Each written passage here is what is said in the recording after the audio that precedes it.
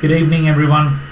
Sorry for the late, delayed review for the St Kilda vs Carlton game. Just been swamped and got a bit exhausted after the game.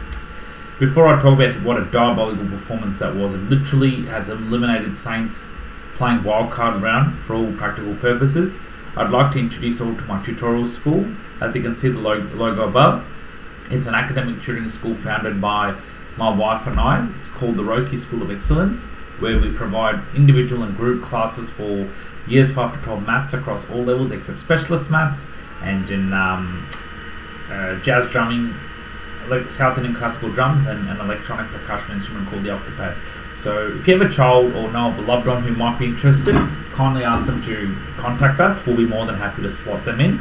Enrollments are open throughout the year. My wife looks after the enrollment and teaching side of things, whilst I look after the teaching and syllabus and fee side of things. Okay, so please jump on board. Well, what an absolute disastrous performance that was, wasn't it?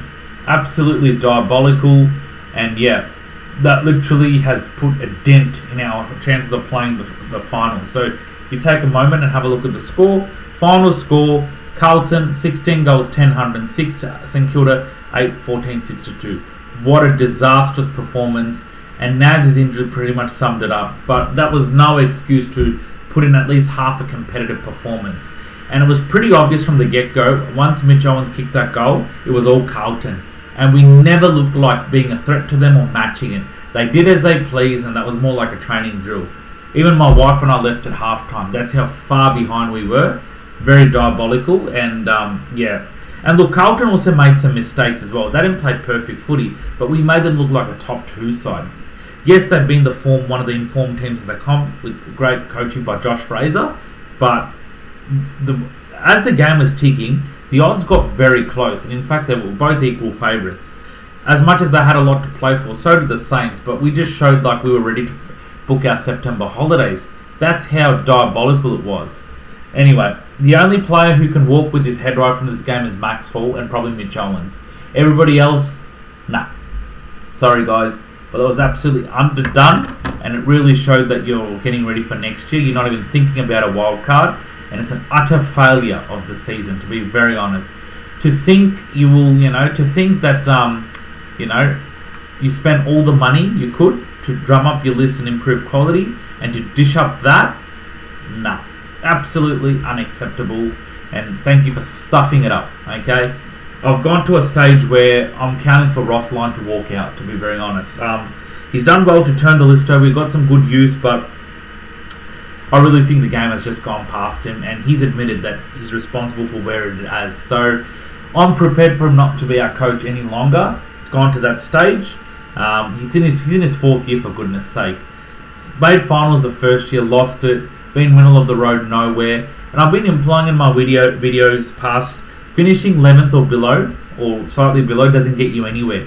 You don't get the best draft pick, and you miss out on finals, wildcard. At least with 10th you get to play in wildcard regardless of what happens after that, and if you finish bottom 4 you get good draft picks. So yay, middle of the road again, failed, couldn't even win the close ones. As Nick Rewalt said, these boys have to grow up and literally learn to win the close games. That's what will get you into the finals, not just losing them and leaving it for other results to go, leaving it to the pointy end of the season for other results to go your way. Anyway, I'm just going to go into my points straight away. It doesn't deserve a detailed analysis because of the shocking performance.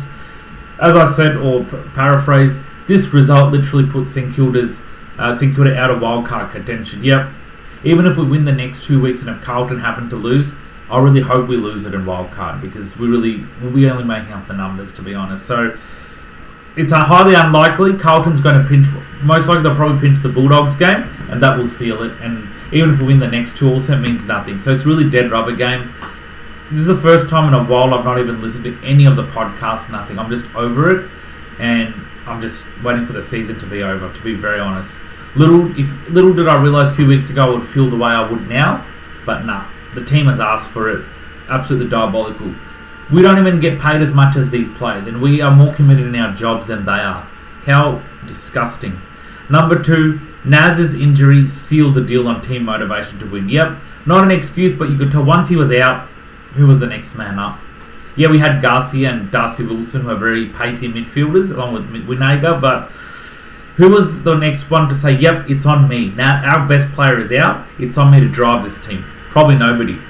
Max Hall, but he needed more support. Number 3, this was men versus boys game. We looked so timid and fearful of Carlton. Yeah, they've been an informed team, but what on earth was that? You know, we kicked the first goal, we thought we were up for it, and after that we just made them look like a top 2 side. Even when they didn't kick, when you thought the kick was not going to be perfect, they found a way to make it perfect. There was no pressure, we were not up for the challenge, and it was so disappointing. Number 4, I've said it before, time for a change. Should Ross be out? I'm counting those days, guys. I still respect him as a person, and I know he's deflected a lot in the media, but he can't deflect anymore now because the blowtorch is bad. It was coming. It was all about Essendon and Carlton being under scrutiny the last few months. What about the Saints? Well, guess what, footy fans? It's come. I'm sure you're happy about that, and I understand why. You're happy for the right reasons, because it's been going on far too long. And I go through all the Twitter updates that everyone's after Ross to be out, and it should have been out sooner. Do not wait till next year, because we're not going to be going under him anywhere, is what everyone says on Twitter. Anyway, opinions are opinions. Okay. Number 5, the boys looked slow and never were in it to win it. Even when Higgins and Ryan kicked that goal, we bridged it to 14-21. We never looked like taking that next step and, make it coast to coast. We were so slow, lethargic. We looked very unfit, and it looked like the boys looked cooked for the season. That's how their body language came out to be. Number 6, next 2 weeks are dead rubber games, and guess what? I might not even watch it. If I was to do a review of this Richmond game, I'll probably just watch the quick highlights, only for review's sake. Not because I want to see how they won or maybe even upset loss about it. Seriously. What a very disgraceful way to do it. And to be honest, I'm very happy for the players who have left our club, who are going to play finals. You look at everyone who have left.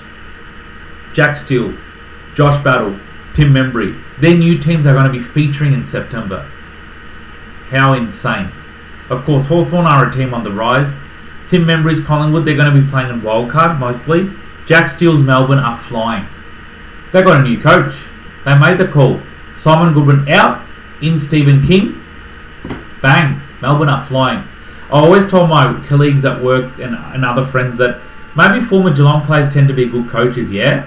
Stephen King was a Geelong and St Kilda player. Look at him. Hasn't ever been a senior coach in his life, except when he was interim at Gold Coast. But guess what? They're smashing it.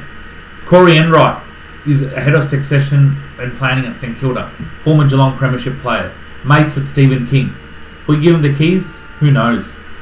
And I think, to be honest, except Chris Fagan, all the coaches are much younger. You look at Carlton, Josh Fraser. He's about mid-40s, middle age. He's flying.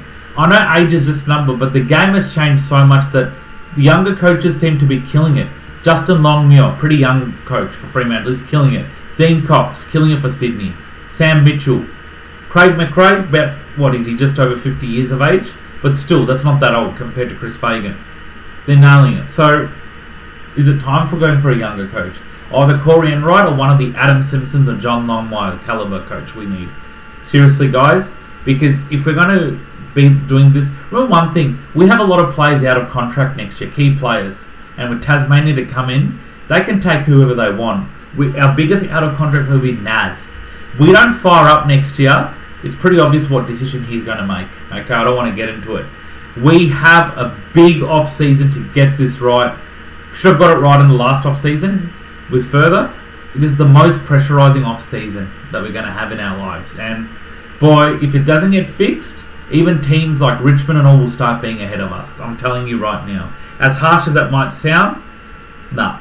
It really needs to. Times are getting more desperate and over desperate. Okay, I'll leave it there, guys. Please comment your thoughts. Hit subscribe channel. Hit the subscribe button to subscribe to this channel. The more subscribers, the better. My next video will be previewing the Richmond game. Probably won't talk much about that, but just for the preview purpose, I'll do. Till then, take care, stay safe, and I'll speak to you soon. Bye for now. Go Saints.